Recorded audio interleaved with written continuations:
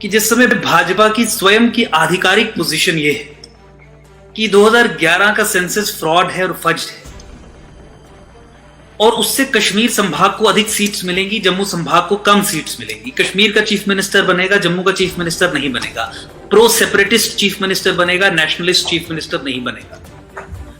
उसके बावजूद भी भाजपा ने यह निर्णय क्यों लिया कि 2011 के सेंसस के आधार पर ही डिलिमिटेशन करवाई। मैं अपनी बात को समाप्त करूंगा एक प्रोपोजिशन सामने रख के। इसे ही कहते हैं imposition of Islamic will. Bharat की राज सत्ता काम करती है दो डॉक्ट्रिन्स पे, doctrine of Muslim sanction and doctrine of Muslim veto.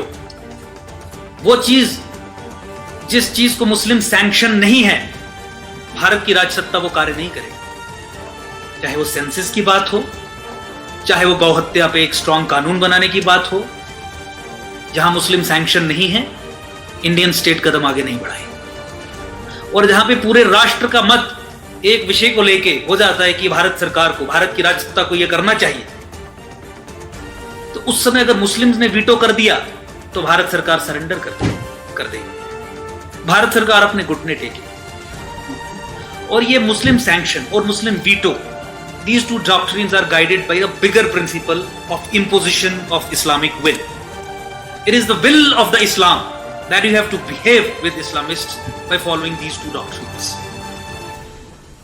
That probably explains this suicidal tendency of the Indian state, जो राष्ट्र को रौंद रही है, इरोड कर रही है। We have to stand against it.